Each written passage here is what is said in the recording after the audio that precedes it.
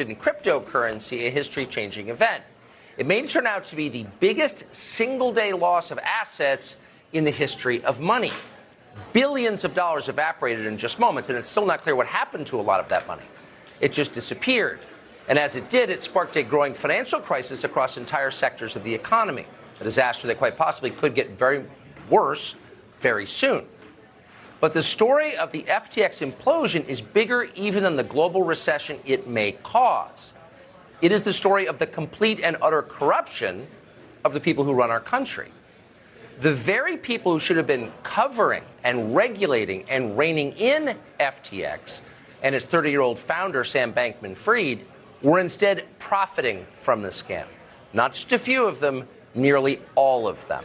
From the news media, paid off by Sam Bankman-Fried, to the leadership of the Democratic Party, also paid off by Sam Bankman-Fried, to the chairman of the Securities and Exchange Commission, the SEC commissioner himself, Gary Gensler.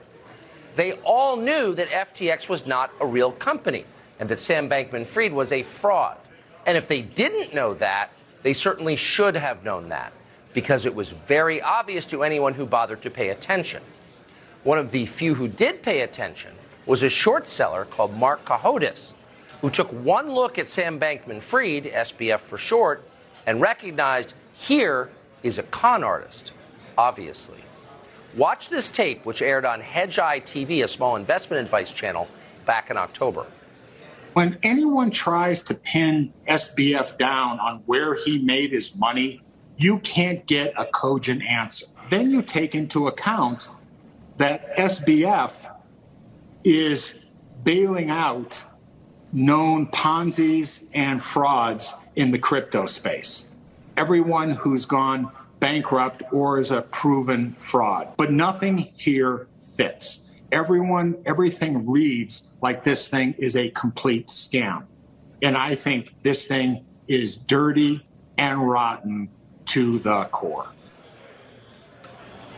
So if that guy on a small audience investment channel could tell that Sam Bankman-Fried was a fraud, where was Gary Gensler of the SEC? And by the way, the tell in the sentence you just heard is that Sam Bankman-Fried couldn't explain where he got his money. Here you are, a 30-year-old billionaire. How'd you do that? If you can't tell us, then maybe that's a red flag, and you would think most investors would have recognized it. But for the most part, they didn't. Nor do they seem to notice the obvious incompetence of Sam Bankman-Fried's business partner / girlfriend, Caroline Ellison. Ellison was totally and obviously unqualified for the job she claimed to have. She had no track record of success at anything. She reportedly wrote online about her drug use. And then, on a podcast back in May, months before the collapse, Caroline Ellison just came out and admitted that she had no idea what she was doing. Watch this. Do you think that you have been able to pull this thing off without your mathematics degree, or it has been the pillar of your trading activity? Yeah, absolutely could pull it off without my math degree. I use very little math. When you start out as like an intern and you do something and accidentally lose, maybe $1,000 for your desk, you're like, oh God, like everyone's going to hate me now. Like this is terrible. And over time you have to get comfortable with larger and larger swings of money. Trying to think of a good example of a trade where I've lost a ton of money. Well, I don't know. I probably don't want to go into specifics too much with that. Oh, I've lost a ton of money. No big deal. It's not mine. And no, there's no math here at the cryptocurrency exchange. Now, let's send her billions of dollars.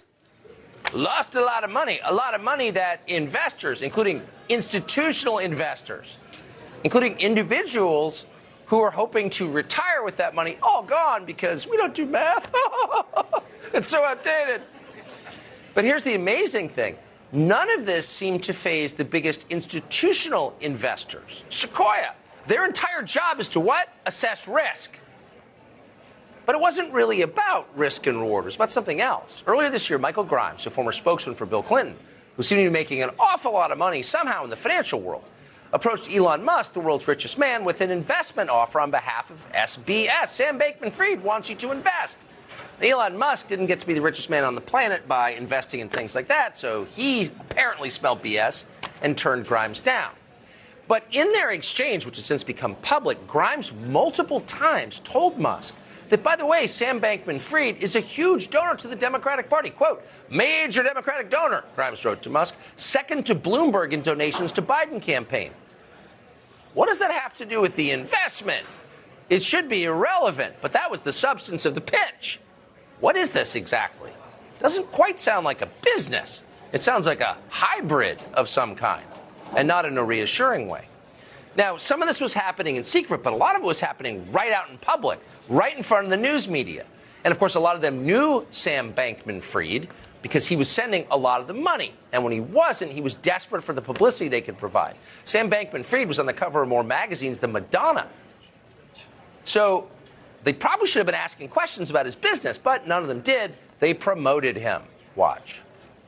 They call him the JP Morgan of crypto, right? Yeah, the Michael Jordan of crypto, if you will.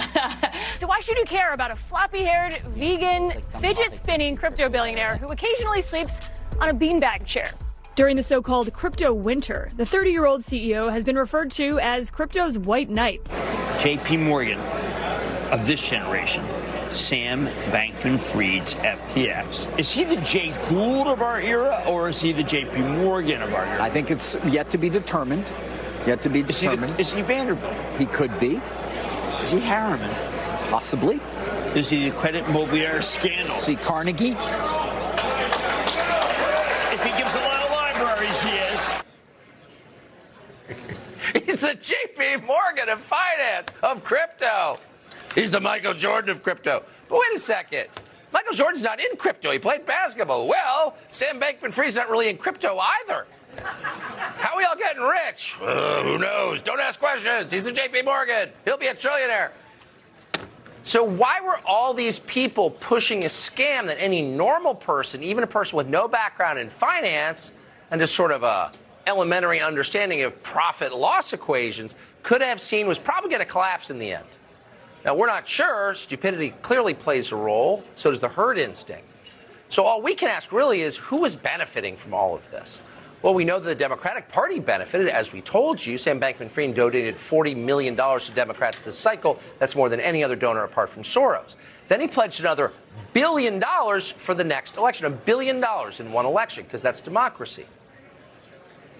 He wasn't doing this in private. He was bragging about it. And then he was going on in public about how politicians, Democratic politicians, were begging him for money. Watch this.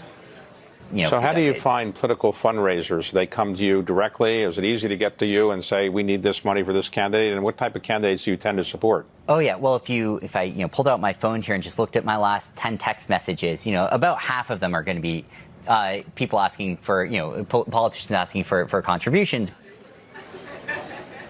So why were you telling us this in public? And by the way, if you're shaking like a naked man in a snowstorm in the middle of an interview, maybe there's something wrong with you. Send that boy another $1 billion. So how substantial? Are we overstating this? We're making a partisan point that things collapsed. It was clearly a Ponzi. Are we trying to attack the Democratic Party now?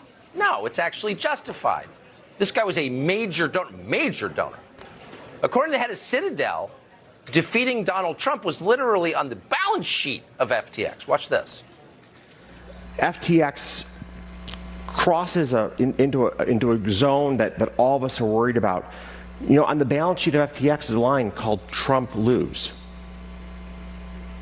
And Sam was the second biggest donor to Democratic candidates. I'm going to leave it to everybody else to draw their own conclusions about what you're saying here. Then the reporter says, but we're out of time. We can't go too deeply into that. Really?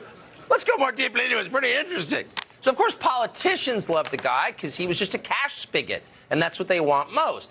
But where were the regulators? Because there is a government that's supposed to be independent of office holders, a regulatory state that keeps Ponzi's from happening. Where were they? Well, Sam Bankman-Fried was himself invited to Washington to consult on crypto.